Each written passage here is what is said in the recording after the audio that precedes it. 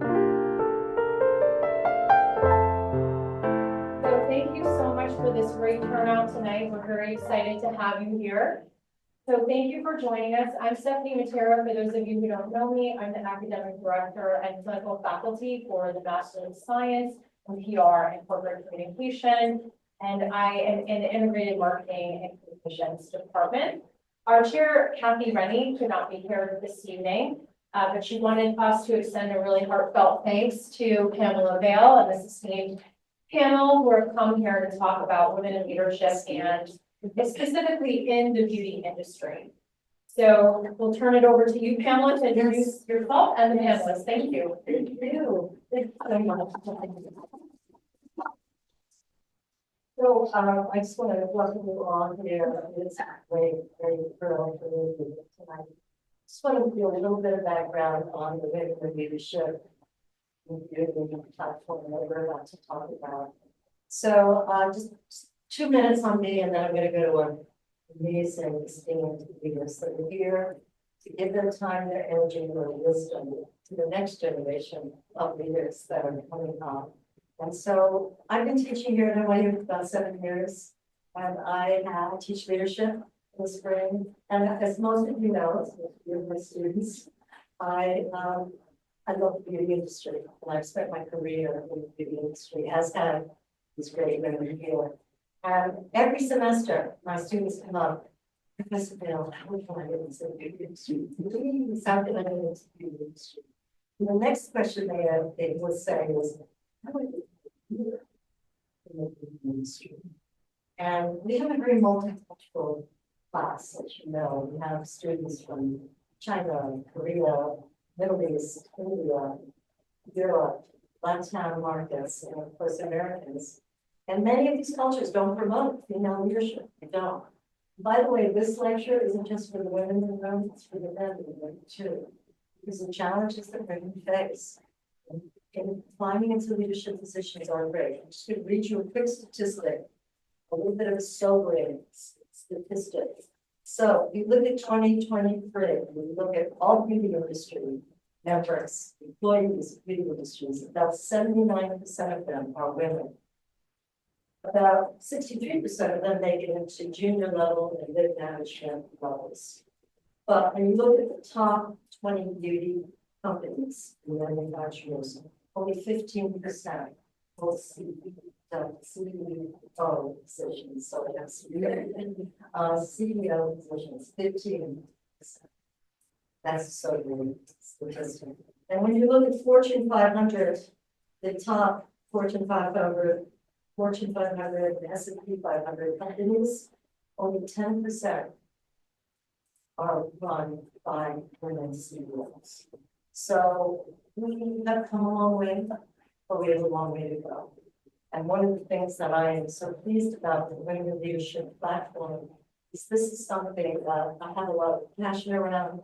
I presented it to Robin Smith and to Cathleen, and they loved it. And we did our first one in March of last year with Kate Green, the great Kate Green, Cathleen, and myself. And today, this is our second Women in Leadership in the beauty platform. And we will have another one in March, which will be during Women's History Month. And we're going to look at women in leadership, not only in beauty, but in fashion, PR, in finance, in many territories, entrepreneurship. And the reason we're doing that is because this is not about us, it's about you. You are the next generation of leaders sitting in this room right here, right now. And all of your male counterparts, you're going to help your female colleagues, friends, and sisters find these leadership roles, be accepted into these leadership roles. So, not to get emotional, but I did have to share all that with you. I want to move now, just tell you a little bit about me in just 2 seconds, and then I'm going to introduce our guests here today. I spent 30 years of my life in the beauty industry. I worked very corporately for the first 20 years for L'Oreal, Avon International. And I went to a company called Bath & Body Works. I was part of the team that developed that brand. And I have my own consulting early on, and I get to work with really cool things like like liqueurs, like rural CA, Smashbox Cosmetics, and some really beautiful fine fragrance brands. So I really, they say when you go to work and you love what you do, you never go to work. Not to say I'm really to be one of those people, and I think all of these women are share similar thoughts with you. So that's me. I want to take a moment now to introduce our guests. And this great ladies sitting on the panel here. The first one I want to introduce is Laura Rooney. Laura is Vice President of Global Strategic Marketing at dsm-firmenich, which is a global fine fragrance house and flavor company. Laura was born in New York, early childhood, then moved to Princeton, New Jersey. She went to Villanova University in Pennsylvania, graduating cum laude with a Bachelor of Science in Business Administration with a major in marketing and international business. Her introduction to the industry began early as Lauren's mother worked at Firmenich for 15 years. It was during many summer internships that Lauren fell in love with the fragrance industry and brought it to life. Upon receiving her degree, she joined Firmenich as a full-time member of the Colgate-Palmolive Global Business Unit, working several categories including body care, hair care, oral care, and even pet food. After many years on this account, she relocated to Firmenich, Geneva's office, and in Switzerland, and was managing the oral care and global marketing as part of their flavor division. Almost 3 years later, Laura moved back to the US in 2010 and joined the fine fragrance team here in New York. She worked on great brands like Bath & Body Works, Victoria's Secret, and in 2018, she assumed the role of Vice President, Fine Fragrance Marketing in North America, and in 2022, she achieved the role of Global Category Marketing in SET. Laura is currently responsible for global strategic marketing with a future-forward focus on innovation and marketing category excellence. It is in this latest role that she enjoys the ability to work alongside a diverse team of inspiring professionals to innovate, help shape the future of our industry, as well as the next generation of leaders. With an enthusiastic hunger for learning, Laura enjoys traveling, she loves to cook, and she loves experiencing new adventures with her husband. Thank you, Laura. And now we're going to go to Diane Crecca, who is right here. Diane is president and principal of her own consulting firm, Diane Crecca Consulting. She began her career at International Fragrances and Flavors. We call it IFF in the industry. It is a fragrance house. And she was working in the fine fragrance sales department solely in the Western Water France, which is IFF's #1 account. Through intense work with the Laura brands, she learned about fragrance development from the ground up, and we worked with perfumers, evaluators, product development teams, as well as Mrs. Estee herself, who at that time was intimately involved in every aspect of fragrance development. From there, Diane moved to other prestigious category fragrance houses. She left the fragrance house side of the business when the opportunity came along to work on the brand side. And so she began working at Avon, a company called Sanofi and Revlon, with product development, with fragrance, but also skincare and care and other cosmetics.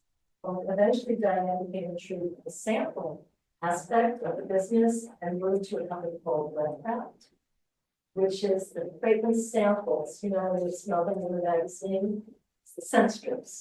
They're scent strips.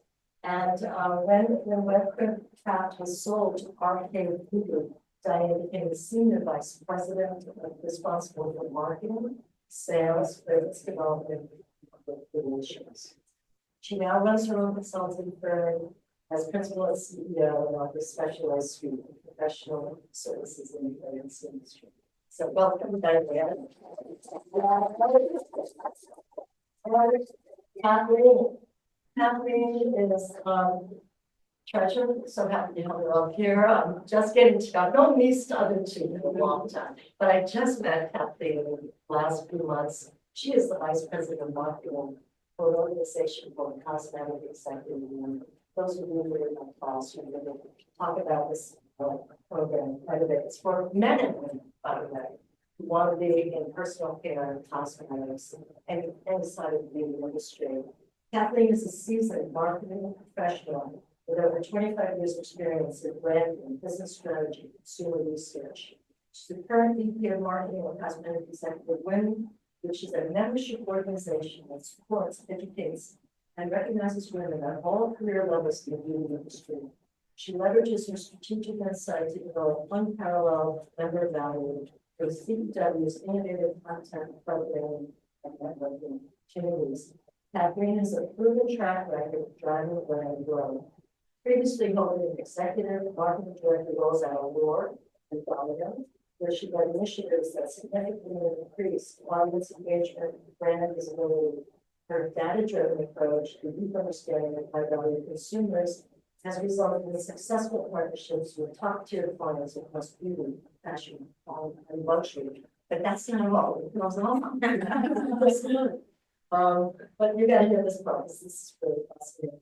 In addition to her corporate experience, Kathleen spent 5 years as a marketing consultant, collaborating with powerhouse brands like the Oprah magazine, Women's Health and Fitness, New Beauty, and the Hollywood Reporter, delivering actionable insights to fuel their marketing strategy. She holds a BA from the College of Holy Cross and pursued a master's in English literature and composition and Teaching writing, which clearly didn't work out. at Georgetown University.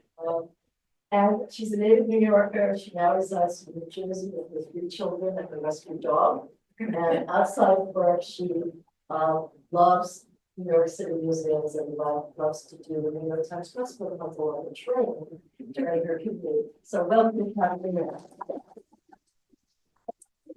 So we're going to sit down here and start the conversation, and they've all seen the questions ahead of time, so they are really not fooled by any of these questions. But I want to start with a couple of parts to this lecture. And the first one is tell us a little bit about your journey, becoming a leader. So all of you have been in the industry a very long time. What were those moments, those milestones that you realized, wow, I'm going to actually get promoted. I'm going to move into leadership positions. Lauren, you want to start? Yeah, I'm going to call on you.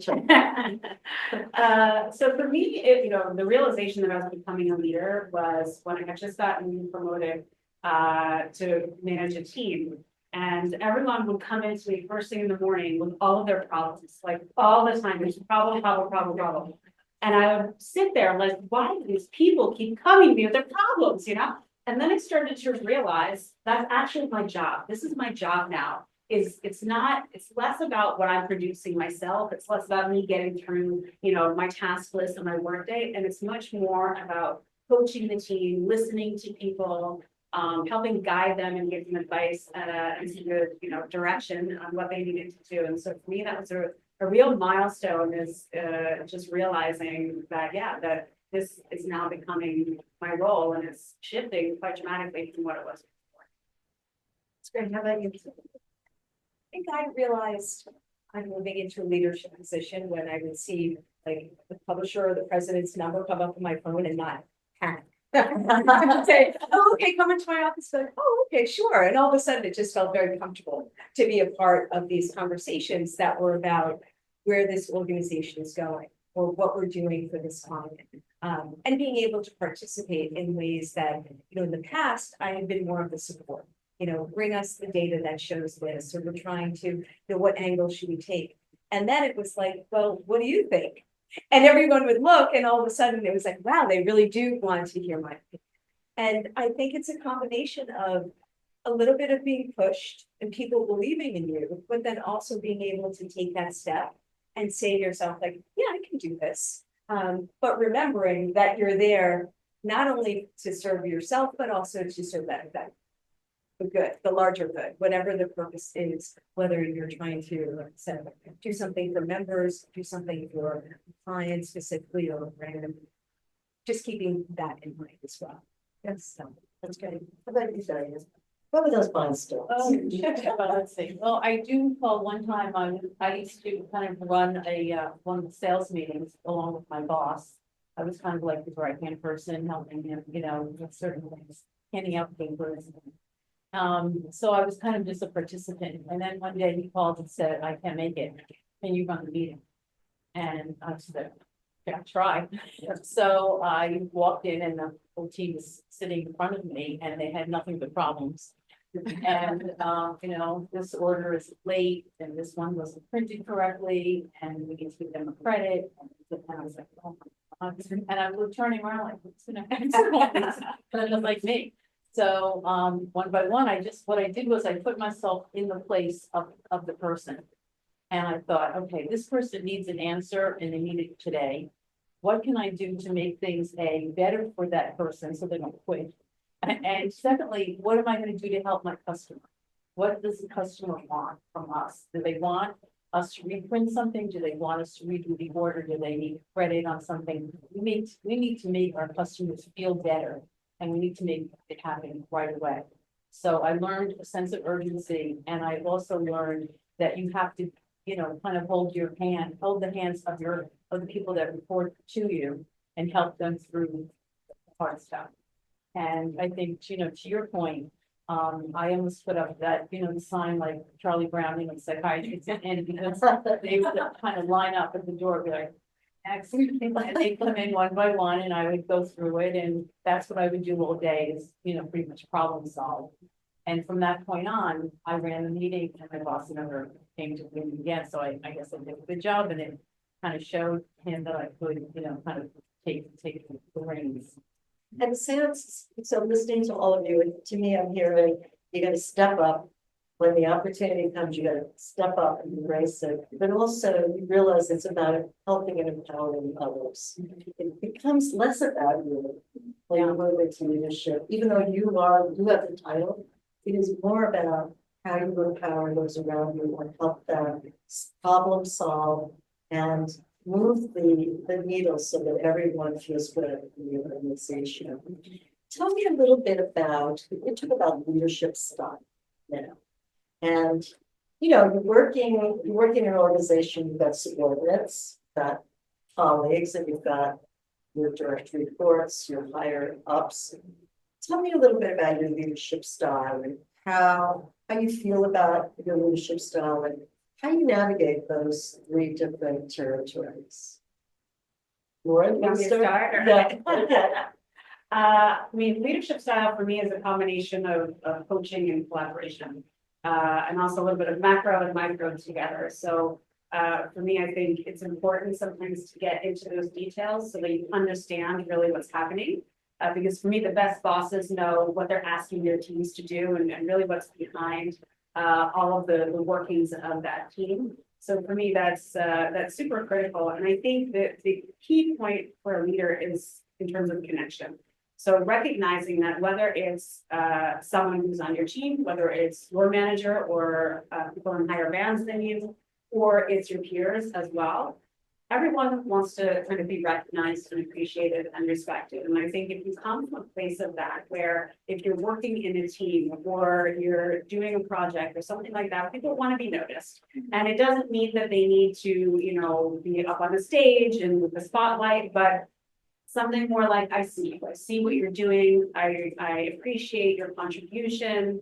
And for me, I find that that really helps to get people behind you to work to achieve something together.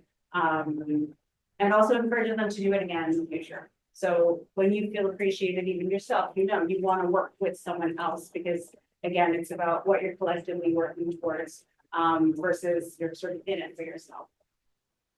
Love that. How about you? Change the order a little bit. Let's change it up. So one of the people that, I had as a mentor, I was lucky enough to have was a gentleman by the name of Michael Gould, who most recently, before he retired, was head of Bloomingdale's. And for a short time period, he was the head of Avon when I worked there. And what he used to do, and I thought it was just so amazing, I thought everything, he's a brilliant man. But he would have these breakfasts and he would never tell anybody who was invited. And there would be 5 or 6 people that would come to a breakfast, like once a week or once every 2 weeks.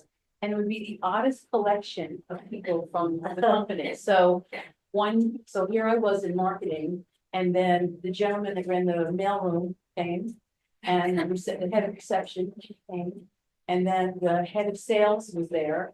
And it was just a weird, cacophony of human beings in his room with Mike.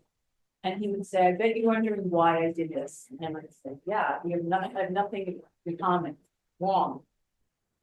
So tell me, head of reception, what do you think about the people in the room? And she'll say, well, points to me, you never tell me when you're leaving the office, and I have to take 16 messages, and you never pick them up and blah, blah, blah. And everyone had, issues, but they were legitimate issues. The head of sales wanted to tell me about what's going on in marketing. And the bottom line was that we're all working for the same company. Regardless of what your title is and what your responsibilities are, we're all in this together and we have to work as a team. And from that breakfast, we all got along so much better. I remember to go right by the receptionist. I'm running out to a meeting. That goes, okay, great. It all worked in harmony. And he would do these every month or two. And it was just the bait. By the time that we got to the holiday party, everybody was like best friends because, there was no wall up between the VP of sales and me and the receptionist and the mail person. It all worked together. And I thought he was pretty much a genius in that regard. Yes, it doesn't really true. Yeah. Really amazing man. I love that what you're both saying about collaborating and thinking as a team and then coaching and kind of helping to develop each other. And I like to think that my style or what is really like leading by example. There's nothing I would ask somebody to do that I haven't done already. I would, and I think that automatically level sets the respect. And I pretty much will talk the same way to our junior coordinator that I would to his more senior level people. Because I look at everyone as my peer, my colleague, and we're working together towards a common good. And I know myself, when I was junior and starting out, the people that were very curt with me or wouldn't give me the time of day or just kind of boss me around, I think to myself, that's a nice title, but that's not who I want to be when I'm in that office and I have, all these things at the ready for me. So I've always kept that in mind. I'm very sensitive to how people make other people feel. And I've learned over the years, somebody taught me this and I thought it was great. It's when in doubt, make a charitable assumption. If you're not sure, if somebody didn't do something properly, or they failed to meet a deadline, sometimes we go to that place of they're lazy. They didn't prioritize my work. And instead it's well, maybe something happened. Maybe their computer, or it was something happened at home. And instead of, I'll catch myself and then say, okay, so what happened? I asked for this, today or something, I noticed you haven't sent it. And 9 times out of 10, it's a legit excuse or it's an explanation. And it actually draws me closer to that person. We have a stronger connection or relationship because they know that I took the time to hear them out. I wasn't expecting them to be just defensive. I truly wanted to know. And it also helps me understand, sometimes well, maybe that was too much to ask you to do in 48 hours. So we have to give that more time going forward. And being able to self-correct and kind of write yourself along the way as you're kind of maneuvering through all those relationships. It's really important. Yeah, and it's kind of like what I've heard each and every one of you say is this concept of emotional intelligence. As ruled, bringing those diverse people together and modeling the way, which is one of the milestones. I do teach leadership and I teach emotional intelligence. So just so you know, modeling the way, being the image of how you want your subordinates and your colleagues to treat you, being that centerpiece is so infectious. It makes people really feel good in an environment. And certainly collaboration, Lauren, the way you work with your teams. You know, we have to feel good when we go to a meeting together, you know, with a company. We can't feel that we're lost or our voices and heard. And I think I heard that across the board here. Okay, so let's keep going there. So leadership style, love it. I hear emotional intelligence, putting smart people in the room around you too. I think Janet Gerwich, who's a famous president, founder of Law Mercier, someone I worked very closely with in my career. She used to say, you think you're the smartest person in the room, you're in the wrong room. Put smart people around you. Smarter people in finance, in operations, in marketing. Because as CEO, you depend on them for counsel, for decision making. So I want to talk to you about some of the challenges you might have experienced. And again, looking at the length of your career, you know, what were those obstacles? What were those hurdles that many women, and not just women, but men, it's not a feminist movie here, even though we're talking about women in leadership. This is what people face as they move into higher levels of leadership. We are talking about women in leadership because we know the statistics. We're not, you know, in favor of that. So we want to give you, and some experience with it, by the way, just happen to notice. But we love our male students and we embrace our male students. But the idea that there are challenges and there are pain points in growing into leadership. So what do we start with you, Diane? Again, that's the talk after every question. Okay, well, I mean, for me, it's most recently, working at with a printing company, of course, is all men. You know, to be honest with you, I was for a long time the only woman in management, in senior management, you know, at my level. So I was very used to being surrounded by men all the time. And You were literally only female leader. I was, yeah. But you know, I kind of got used to it. Didn't bother me in the least bit. I know that, you know, in general, I don't generalize, but I think when you're with men, you start out with, did you watch the game yesterday? Did that pass? They missed it. Well, you know what? I became the most avid football. You know, I watch football games every Sunday. I watch them all day long now. And so it kind of got me interested in football, golf, baseball, you name it. I was able to get in there and you can leave the Cleveland Browns and they screw up and I can talk, you know, just like the rest of them, because not only does that work for me in the office, but when I go and visit a client, sometimes if I bring the salesperson with me and it's a male and my customer is a male, the two of them are going to start talking about, you know, this or that. And I was able to get in there and talk about it and pitch in and be part of the conversation. So one of the challenges, like I said, was that I was surrounded by all men, and it was a challenge only because the mentality of how you start a meeting. A lot of times they have a tendency to, you know, BS a little bit, and I'm like, can we like long here talk about? And so I'll just, you know, help it, and then I would move it into the topic of the day, which is X, Y, or Z. So working with all men it's a challenge, but it made me kind of grow also a lot more. I can, you know, we can talk a lot about sports now. I have a crush on Aaron Rodgers and I'm not embarrassed about that, you know, Jet. So yeah, it did help me along the way, you know, at the end of the day, but beginning it was a little daunting.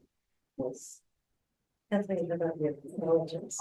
I worked, working at Condé Nast for many years, most of my career. I actually had a lot of female bosses. Yes. So it was slightly different than what you're describing, but there were definitely times where I felt kind of, you know, I'm ready for the next step, but I wasn't being recognized. It wasn't happening fast enough. And I think that happens especially when you're starting out your career, because you'll master something and you're like, I'm a great assistant or coordinator of this town, but you're hungry to take on more responsibility and to lead in more. And I do remember there was a time when I'm like, okay, I'm either going to leave this company and get a new job. You know, like I consulted all my friends and that's what they said to do. And then it actually came to it and I was like, you know what, I think I am going to have to make a change. So I did. I jumped from Condé Nast and I went over to work very briefly, but it was great at Meredith Publications. And I learned a lot from that experience. And I eventually went back to Condé Nast and I realized what I liked about that company and that environment that was work for me. I always like held that with me every time I thought, okay, it's ready to move on. I don't necessarily want to be switching companies all the time, right? Or jobs. We want to advance on where we are and build on what we've already, the work we've already done. So it encouraged me to say the next time that happens, I just had that conversation with my boss and kind of consulted with other people. Here's how you go in, here's how you prepare yourself. And I was prepared for it. And I was shocked that it worked to my advantage. That they were like, you know what, you're right. Okay, we're going to consider that. So I guess it's like there will be challenges. There's different ways to address them. And you may not always be right. It's a little bit of trial and error. But over the course of your career, which will be many, many years, you'll figure out what's right, the right fit for you and how to get through that challenge to keep moving on to your eventually at the level that you want. Sure. Yeah, for me, I think some of the challenges have been, especially in the beginning of my career, is getting recognized, getting promotions, having access to opportunities. So I had, similar to what you were saying, I remember, you know, I had worked on the Colgate account for around 6 years or so, and I was like, I'll go anywhere in the world, just, you know, China, Brazil, Paris, wherever. And I would tell them that all the time, like, yes, but you know, you're still very young and I know you can move fast, but you know, you need to slow down. And after a while, I was like, well, how time's going, you know? So I think, but what I always kept doing was going back and advocating and again, building my network, and making people sort of aware of my intentions and my goals and what I was trying to accomplish. And of course, achieving things and learning things and taking the opportunity to do all of that as well. And so I think for me, you know, when you face those types of challenges, it's important to maintain having your voice, you know, being your own advocate. I think sometimes when people even come into my office, I'm like, well, I really would love this, or I wish I was given this opportunity. I've been like, okay, well, have you gone and talked to this person and heard about their career path or how they did it? Or and they're like, no, you know, so for me, that's so important. You have to be your own advocate. So really going out there and going after things and making it known what you're interested in. As soon as we hear sort of certain people are interested in this or that, it might not be that day or that moment that it happens, but that puts the thought into someone's brain, into a manager or a leader's mind. And when those opportunities come up, you have a much better chance to be top of mind when they come and to be that candidate. That's right, advocate for yourself. And I believe in that, and I think that that's really important because sometimes we feel like you don't know where. And it's happened to me in my career, 9 years at Avon, not getting promoted, watching people come from the outside in and getting the jobs that I wanted. And Lauren's case, she's been with the Firmenich company for her entire career, which to me is the gold standard, I have to say. But I think the others of us here and had jobs in different companies, and that's good too. You should diversify. First of all, you adjust to a new environment, you have new colleagues, you learn new skills, and then you learn to appreciate the place where you left. So in some cases. But I want to talk to you about mentorship because I know that for all of you, to get where you are today, there were people along the way. You mentioned like the Goulds, who I know that you know a great many of us. But who were those people that helped you get that leg up? Who were those one or two mentors, or even just one, that really took you, gave you the confidence, believed you, helped you build your career? Let's start with you. Sure. I was, you know, thinking about this, and it really was at the very beginning of my career, in my first job, and I was in a different department, and eventually the reason why I moved into marketing was because of my original mentor, this woman named Jill Friesen, who's still very much you know, to my mind, one of the best like brand gurus there is out there. But she did definitely mentor me on the job, but then encouraged me to seek the next level. And even when I was at different places, working at different companies at the time or on different brands, she always had checked in and said, see, you've been there for a while now, and I see you've done this, this, and this, and what's next? And I need that. Like I needed somebody to be prodding me along. And so I always, she's like my touchstone. Whenever I'm thinking of trying something new, in fact, she's the reason that I'm not at CW now, because she said, come on, we need somebody like you who's gonna understand what people are looking for, the beauty consumer, but what do members want? And I was like, okay, I'll try it. Like she really believed in me. And I think too, as corny as it sounds, I have to say, without my parents, they were like the OG mentors of my life, right? When all else fails and when work's not going well, the reason that I have the work ethic that I do is because of my dad. And reason that I have the ability to look that emotional intelligence or to laugh about something or to connect with people is because my mom is the most like genuine and gracious and hysterical person. She'll make you laugh. Like you can't believe you're laughing at this time, but she'll somehow crack a joke. So that really gave me my foundation. And then I found these people along the way. Just grateful for that support that I've had around.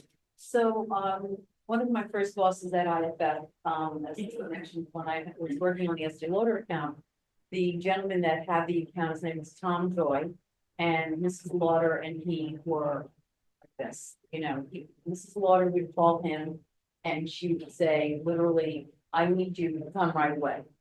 Okay, well, you're in South France, though. Yes, come right away. And he would just go home, pack, he would go to South of France, he would come back with a huge order.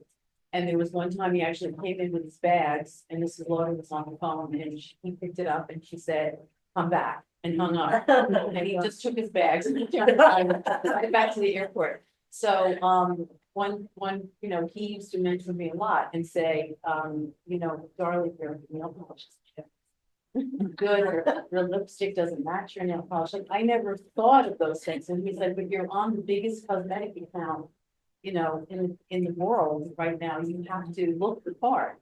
For Mrs. Lauder is coming in today. I can tell this story because this is how naive I was. And I was, in my early 20s, and I said, okay. And he said, could you run out and get cheese crackers? I'm like, all right. So I go out, to cheese, and I get like cheddar cheese and wrapper, and I got Ritz crackers, and I bought bananas and apples, and I put everything in the room.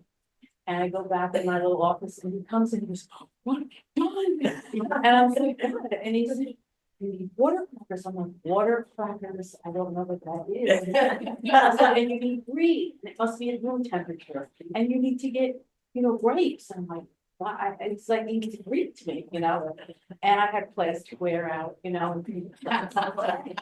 by 3 o'clock when she got there, trust me, the room looked like that monster. But he was, rearranging and sweating and he's like, can you meet her at the elevator? Oh, God. But I did it. And I actually sat in on the meeting. It was amazing. And then the following week, when I knew I made it, so it was a cosmetic executive women luncheon, and I've always wanted to go, and I of course wasn't invited because I wasn't in management, and someone canceled at the last minute. Tom came out and said, "You look great today. Will you sit in and come to the luncheon? Everybody that'll move the table."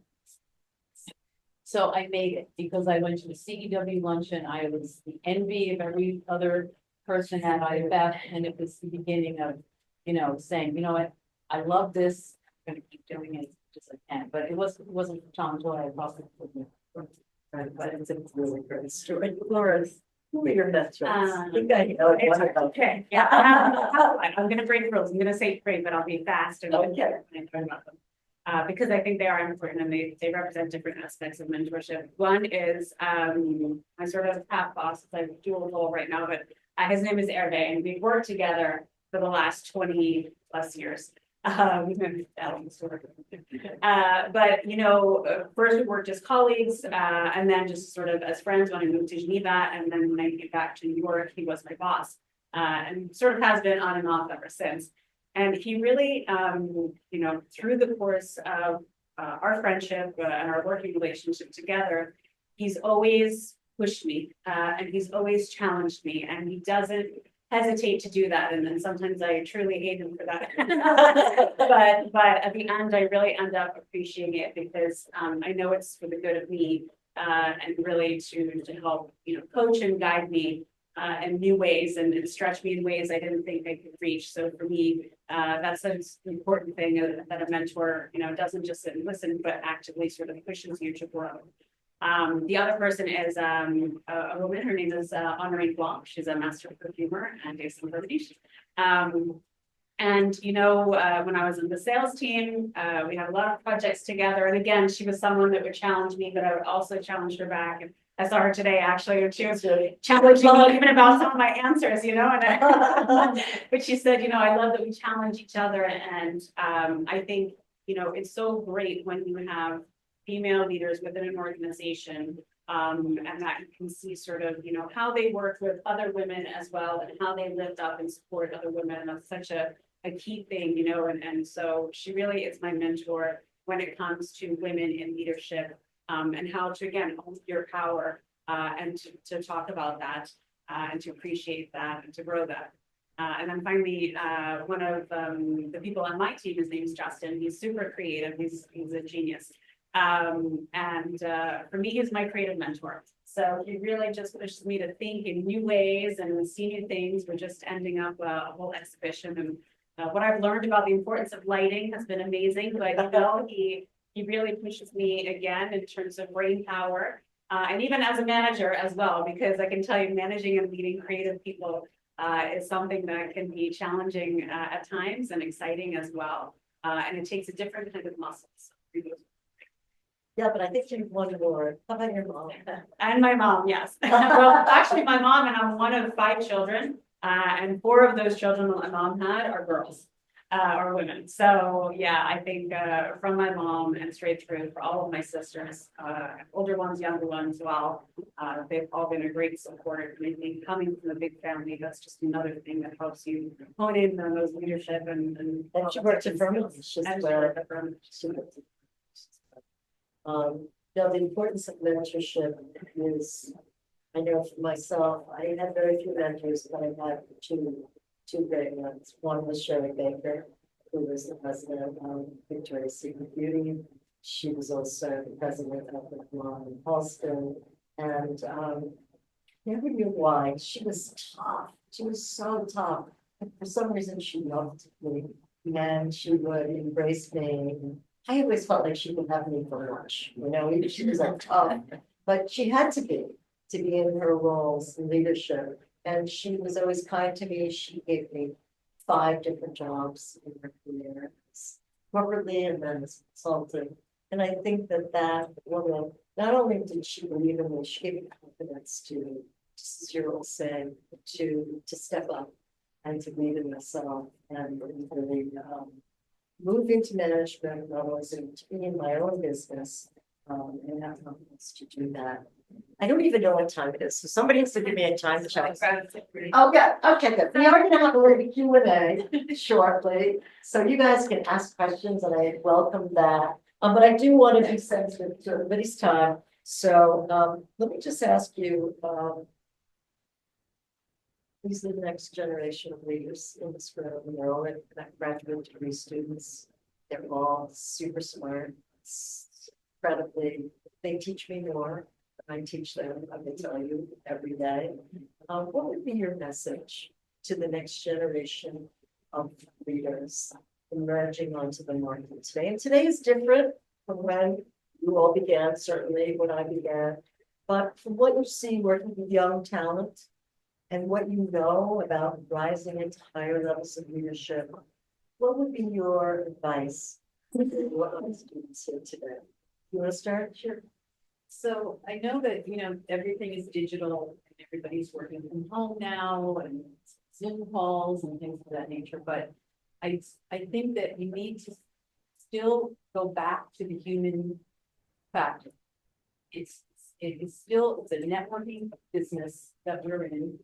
And it's you know, communicating and understanding your fellow worker, your customers, your whoever. You have to have that human element.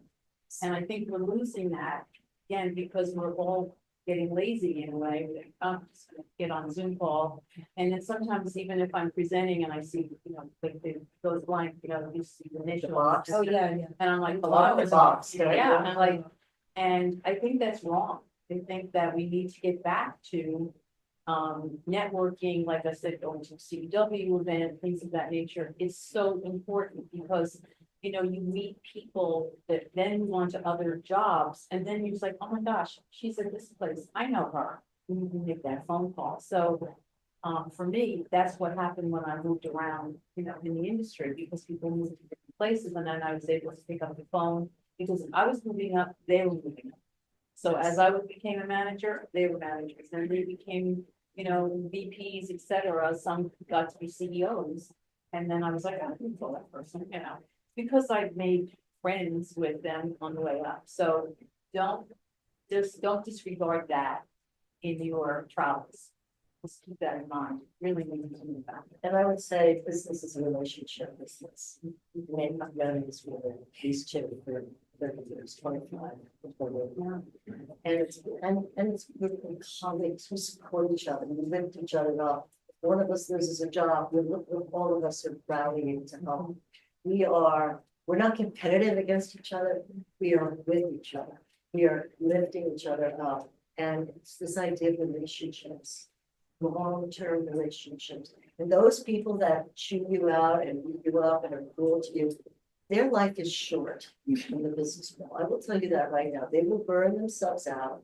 They will, right? Am I right? Yeah. They will be gone. But it's the ones that understand emotional intelligence, it's relationship building, that people you see on the way up, other people you're going to see up there, and you're going to see them on the way down. It's really about relationships. I didn't want to do it. I was gonna say along those lines. One, push yourself out of your comfort zone.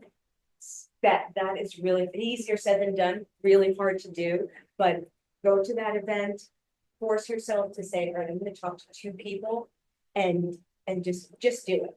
And then when you are moving around from job to job or whatever, don't burn a bridge, because it's a small industry at the end of the day. And the people that, you know, you maybe left in this job, all of a sudden you're at a different company, and guess who guess who your colleague is. So you always want to have a professional courtesy and relationship and approach to, you know, when you leave or decide to move on to something else. And I just think that that's probably the most important thing that has carried me, because even all of those different brands that you mentioned, when I was a consultant, all the magazines and stuff I moved to, it was all because of networking. The networking that I had done for all of those years that I was working, you know, in the full-time job.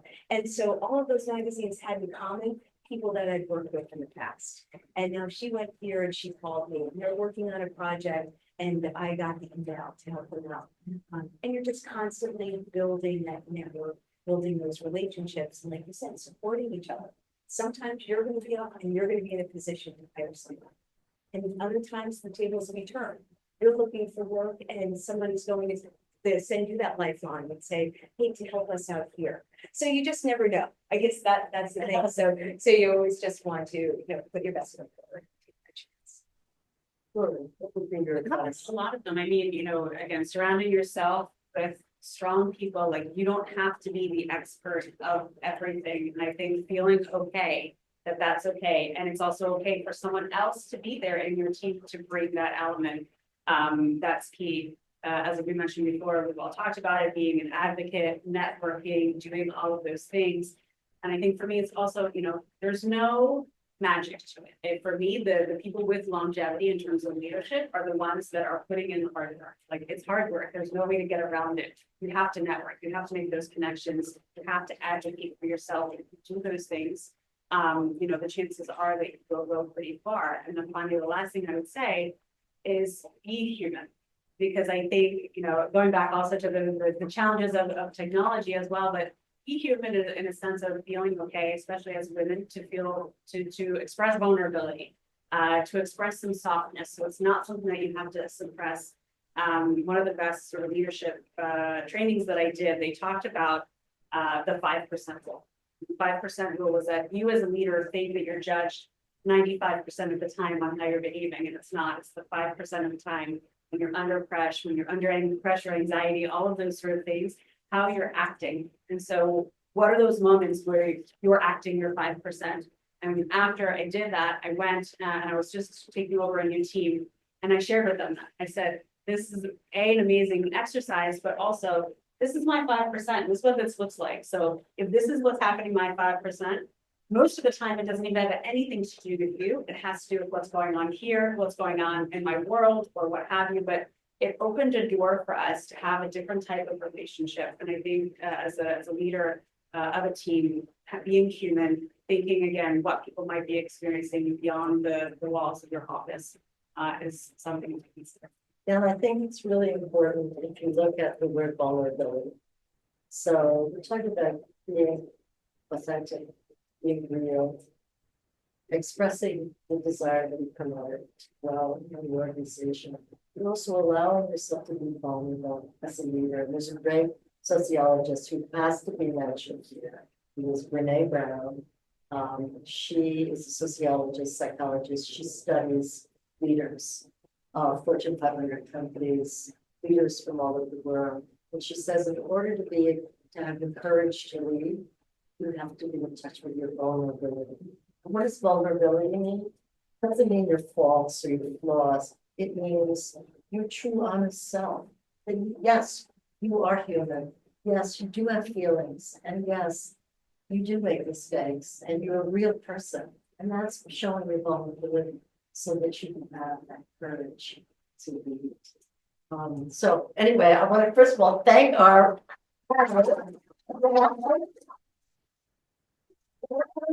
open it up to you guys now. Ask your questions. I see two big hands right away.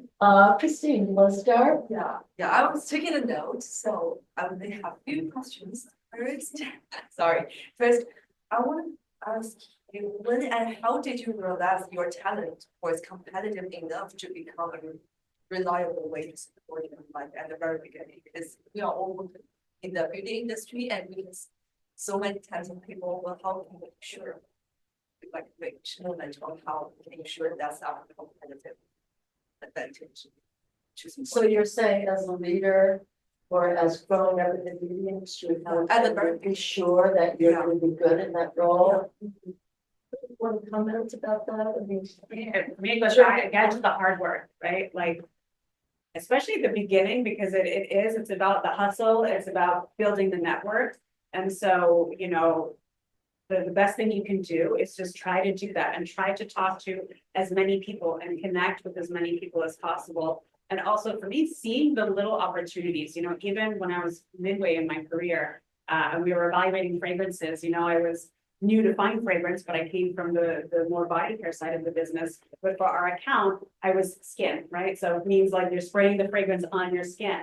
And someone might think like, oh, they're demeaning me, they're asking me for skin. And I was like, no, this is great, because now I'm going to hear everything that's exchanged between the management team and how they're talking about fragrance. And that's an opportunity to learn. So I think for me, it's just keeping the hunger as much as possible.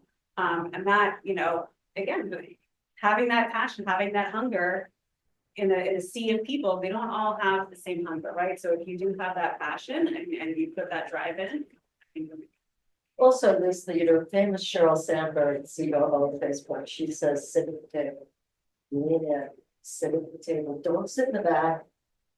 Sit at the table and listen and learn. And, it's a good question. How do you go? You're going to feel, how do you go at it? Or how do you talk to it? Right? That's what you're asking. And I think it's absolutely with hard work and tenacity. And then at some point you might say, you know what, this isn't for me. I want to go into sales, or I want to go into a different side of the business. But at least if you get on the side of yourself, you'll really make that. I continue. Yes, yes. Thank you so much. Well, this question is gonna be related to our women in leadership. I want to ask that in a really straightforward way. So indeed, we know both male and female leadership can be highly successful and excellent, of course, but we each have our own strength and shortcomings for sure. So as a female leader, to please describe what you believe are unique like advantages women bring to leadership roles compared to men, as well as the shortcomings. So how we strength, like the strength and shortcomings compared to another gender, like relatively. Who wants to take that one? I'll tell you what I think they are. I think that women have more emotional intelligence and have an easier time connecting with other people. Right, and also having a little more sympathy, a little more empathy. On the other hand, I think that men can very easily give harsh criticism, and it's almost expected, or it's more acceptable. But if a woman were to talk to someone like that, it's like, whoa, like she's favorite. yeah, exactly. It's like, oh. So I think that that's just a societal thing, and that's my perception. But I also think that as we go forward, that's going to completely change because there's like an inherent respect. I think now that has to be present in the workplace, and I think that that's a great thing. I think it's really level setting so that everybody. But to your point, it's like I think it's more about too like knowing what your strengths are, right? And you'll figure that out when you're working and you see what you like. When you like what you're doing, it's not a question of like, can I be successful at this? It's like, I like this, of course it'll be successful. You'll get that confidence. And that confidence is what drives you, even through the hard days or somebody yelled at you, you made a mistake. And then I think you figure out for everybody, it's like leadership is a skill. So it's not something that you perfect and then you go on to the next thing, right? It's like, you're always trying to get better. There's always some new environment. Now we're dealing with AI, and technology. When I started out, I didn't even know how to email. So I remember this one woman said, "Did you check your email?" And I was, what? Who checks email? It's all about the memos, So you just keep adapting, and that's what Women have, and we show this, they have connectors, so the left brain and the right brain. So the left brain is fact, the right brain is emotion. Yeah. We can think about something and feel something at the same time. Now, a lot of the male colleagues I have right now are very attuned to women in business, no wonder. Today's world is so different than it was when we started. I used to be scared of all my bosses. I was afraid of them, they scared me. And they knew they scared me and it worked for them. But the truth is, men in our generation tend to think black and white, right, it's wrong. Whereas women are more, we think gray. We say emotionally, we can see through the black and white. Although that is all changing because men are adapting to and loving their female colleagues, just as Irving adores you and that's wonderful influences with them that you worked with. So, but I do think there's a difference there, that emotional intelligence. Let's give someone else a try. And let me give you a chance. Thank you for your time. My name is Eksa. I am pursuing Masters in Integrated Marketing. My question to all of you is, what was one of that decision that you took in your life, which was daunting initially, but turned out to be the best decision that you took? Who wants to go with that? So when I left IFF, I knew that I needed to make a change. I was there for 10 years and an opportunity came up, but it wasn't in the sales area, it was in marketing. Now, I never took a marketing course in my life, but I thought I'm trying. So I took the position and before you know it, I was doing presentations to clients and things of that nature, making comps and doing things. But it was more of a, it was just an innate ability to say, okay, I'm going to be the client now. What do you think they want to see when I get in front of them? So I never really prepared specific notes. I just had kind of like my thought process. And when I go in to make a marketing presentation, it was more of what we're doing right now as opposed to, a set, thing. So Was it daunting? Yes, because I would walk into a room at Bristol Myers and there'd be like 40 scientists sitting there. And I'd be like, here we go. But you just do it, you know, if you know what you know, you're going to be good at it. You may not be able to speak to them in their language, but you speak to them in your language and they'll get it. So don't be afraid to try a new thing. What's the worst that can happen? Now, if you made a mistake or two, okay, everybody makes mistakes, so what? But it gave me the ability to speak in front of, you know, people, make marketing presentations. And again, I never had any training in it. It was just something I really wanted to learn, and I did, and it prepared me for the next role. So it was daunting, but you know, you gotta just fight it and take it. How about you guys? That moment of, Daunting. daunting decision you made, that was scary. Daunting for me was, I think, the first time really that I was charged with managing a full team. I had been sort of a manager, a couple of people here and there, but it was really inheriting a full sales team. What would that be? How many people would that be? What time was it? 1, 2, 3, maybe 8 to 10, something like that. But also I was already part of that team. So I was replacing someone else who had moved on and moving up. And so some of my colleagues and peers and friends now became my subordinates, right? So I think that for me was a daunting task. Like, how do I make that transition from my fun work colleague friend, you know, and now I'm like, now I am the person you're complaining about, you know? So but you know, yeah, we just navigated the path, and again, it just came more about communication and understanding, and you know, those people and that team, they really we really came together, and they understood it wasn't about, like, you know, me feeling superior now or whatever. It was more just, okay, I have a different type of scope and role, and like, here's why I'm asking these things. And yeah, we're still friends today, and I still love all of them. Yeah, some of them have moved on and whatnot, but I think so stepping into that, it's something that you need.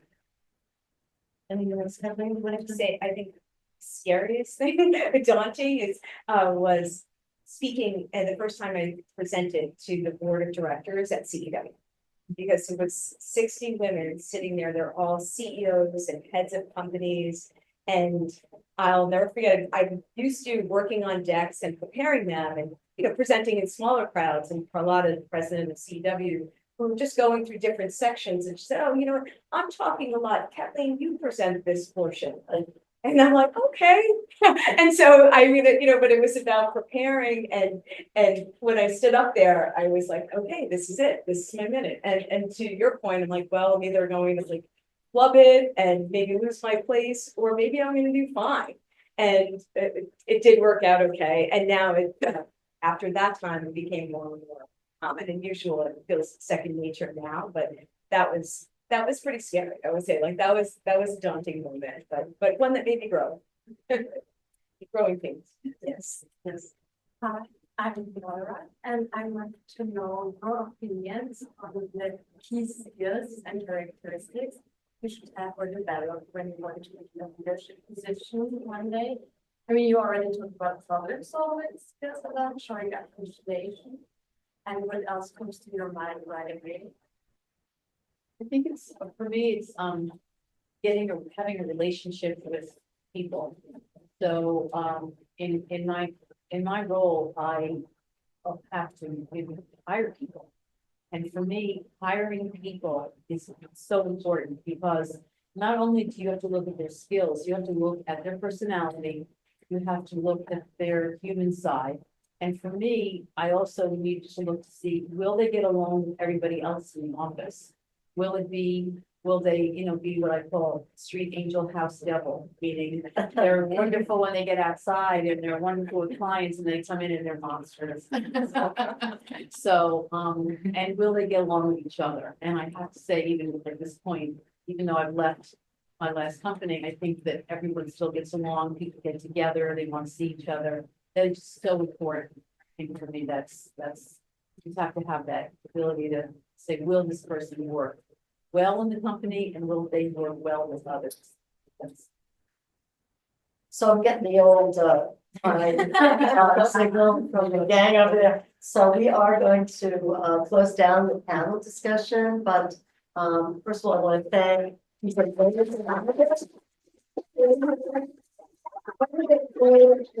They just came to share their wisdom. Believe it or not, some people want an honorarium. Excuse me, just for your next gig. No, but anyway, thank you guys. This has been amazing. Thank you. Thank all of you.